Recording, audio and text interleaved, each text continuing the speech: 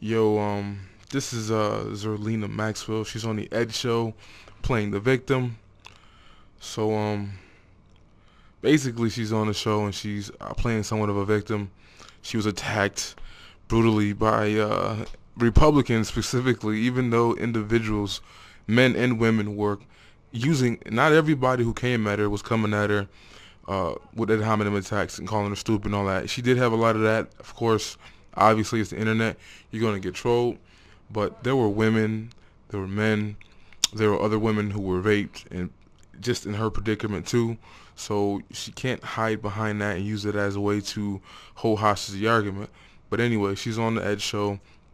And of course, they flip it and make it a Republican Party thing, and say this is what you get from the Republican Party is all these, these racist and sexist attacks.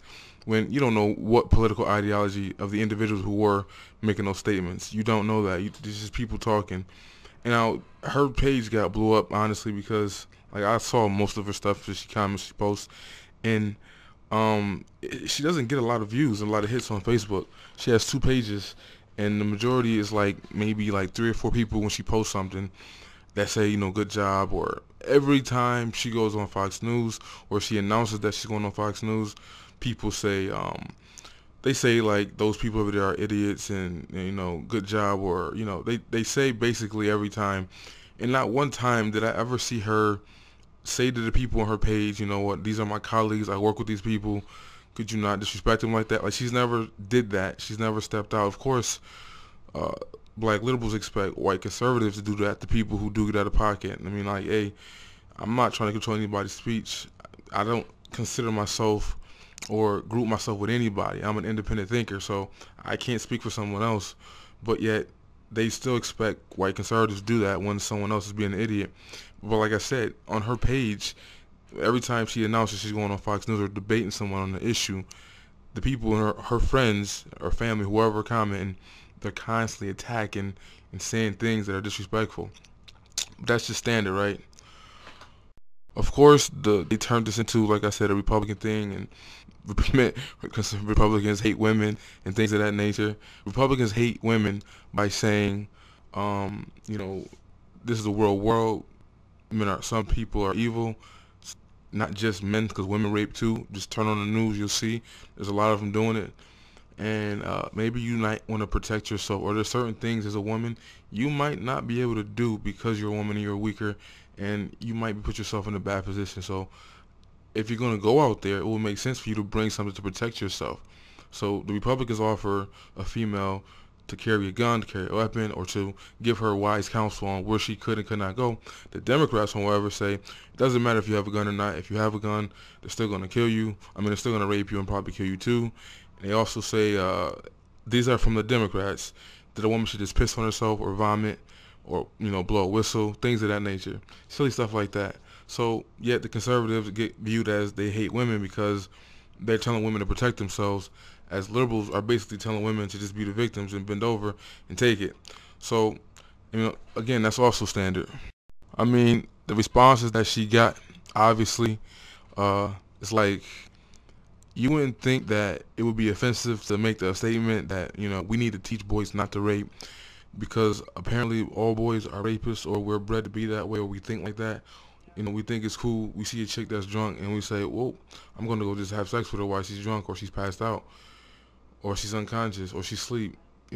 Boys are taught to do that, or boys are not taught, but apparently we're naturally inclined to do that, apparently. And she didn't think that that would have some type of backlash, making that statement. And not to mention, she didn't say, it'd be a different story completely if she said, let's teach our culture not to rape, or people not to rape. But she specifically said men. And yet you turn on TV every day, you see females raping all these little boy students, manipulating them, using sex, and screwing their heads all up. Of course, Ed takes everything that he saw and he's using it and grouping everybody together. For some reason, you can't specifically attack the people who do what they do wrong. You gotta group everybody and say this is the face of a party, because some people made attacks to her, which if you look at any other, I post all these different videos, of what black liberals say about black conservatives, or what women say about other female conservatives, or what gay what liberals say about gay conservatives. Like, they're constantly attacking them and bothering them. Then they get to play the victim also at the same time and say, see, the party's bigoted, it's sexist, it's racist because it doesn't have enough gays, blacks, or women in it. But as soon as there's a person in that party that comes forward, they attack them. So no matter what, they get to say that and use and play both sides. They're going to say that the Republican Party doesn't have enough women, but what did the Republican Party do to Sarah Palin? I mean, what did the liberals do to Sarah Palin? They roasted her, they raped her, they destroyed her, they made her a mockery. You know, her along with any other female candidate that comes forward, she's going to always be demonized and criticized no matter what. So there's no point. You put them up there, they come forward, they say, I'm going to do a video about Melissa Hasselbeck, how she got fired from The View. Now, she's supposed to be this conservative point of view from the show, yet I'm going to show you the same thing. A bunch of people who are leftists, liberals, who are happy that this woman lost her job because they said they don't like her point of view, not because she's racist, she's sexist, or homophobic, but because she has a conservative viewpoint. And in my opinion, she's somewhat of a moderate on the show sometimes, but the majority of these people don't like her simply because of that. So, I mean, people were saying disgusting, stupid things just like that, yet no one would lump all those people in and say, you know, this is the mindset of all Democrats. They all think like that way. No, we point out the ones who do it, and we point out who does it. We don't just say this is the face of the whole party.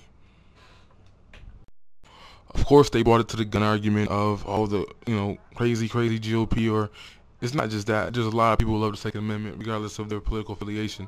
But they say these people are gun grabber nuts and all that craziness, right?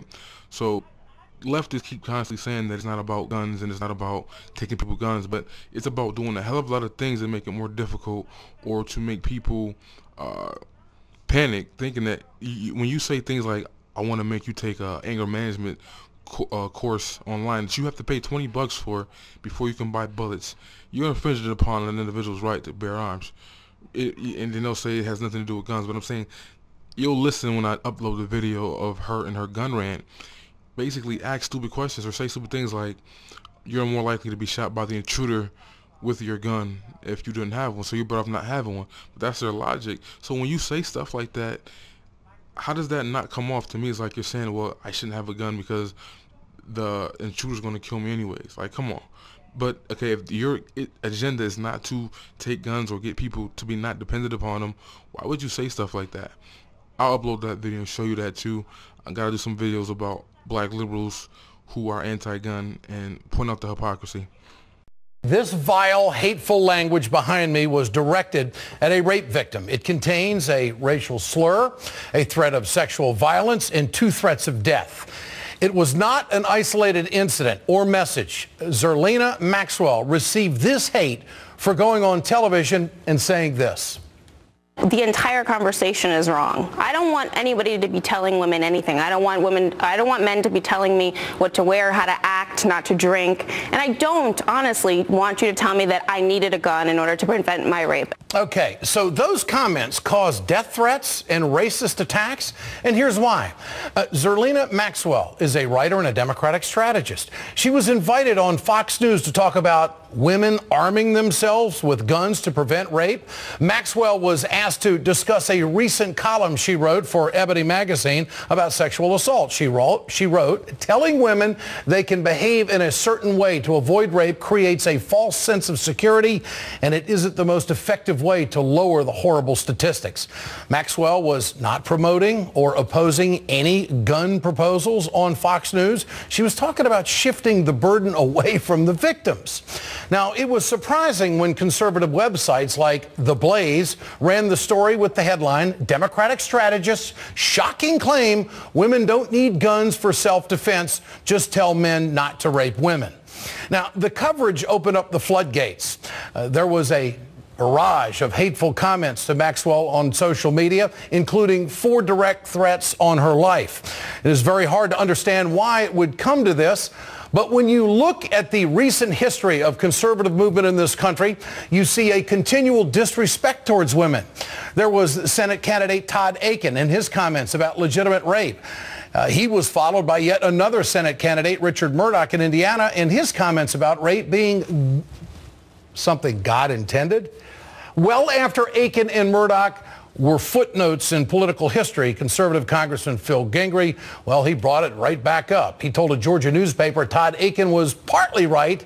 It got so bad Republicans had to bring in a consultant to tell lawmakers to stop talking about rape. But it's not just what the party is saying, it's what they do.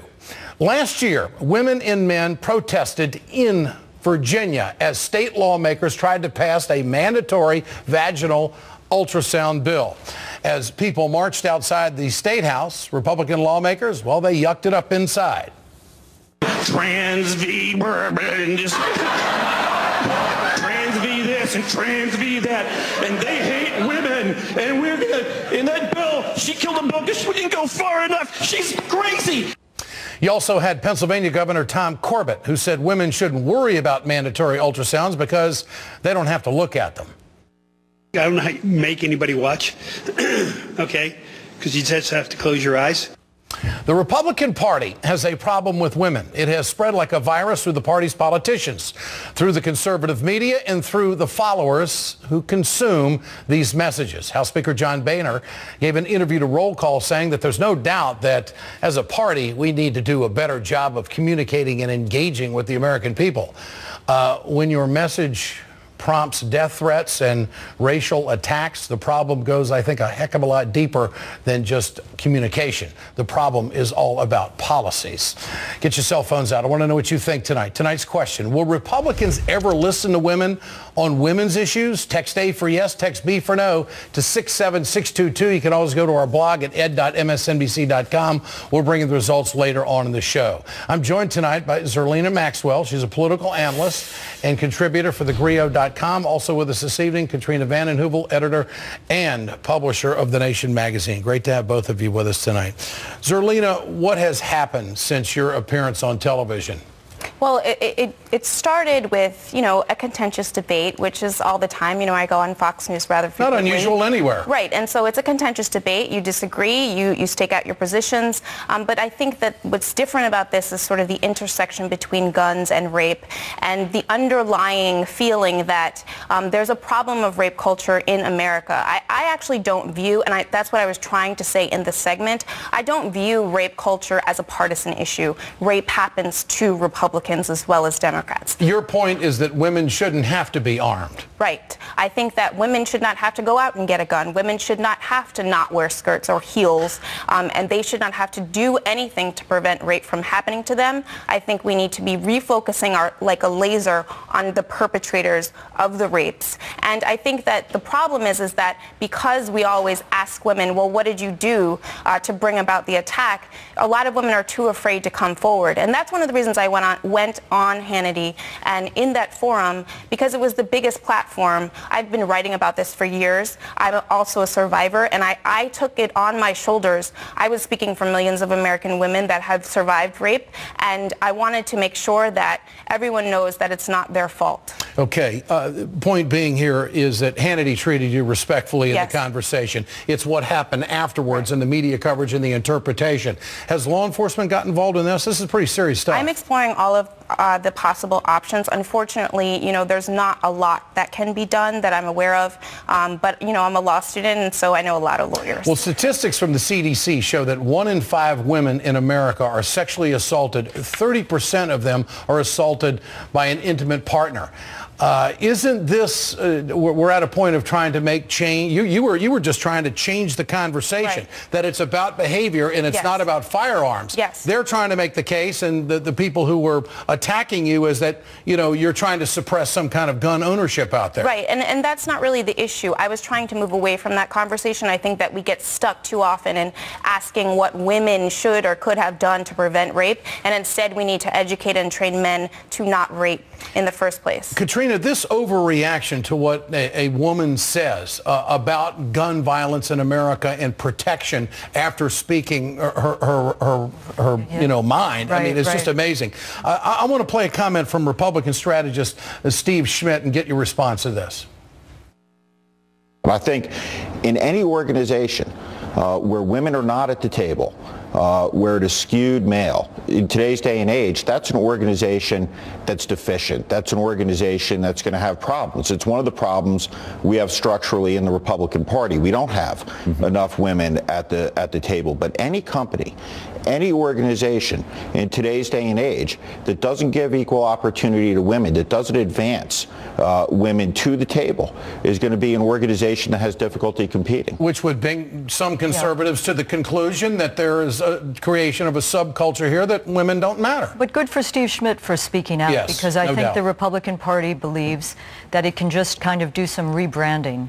It is very male, pale, and stale. I've said that before, but it is this Republican Party, and it's shown very real contempt for women and control over their bodies, control over their lives. And what's lost in this discussion, Ed, is the fact that 70% of women are in the workforce, 60% of women in the workforce have kids under 3, and the Republican Party is opposed to virtually every policy that would lead those women to lead productive, healthy lives, whether it's paid sick leave, or minimum wage, or protection against discrimination of equal pay, or they were opposed to something that has been bipartisan in this country for many years, the Violence Against Women Act, leading Republicans.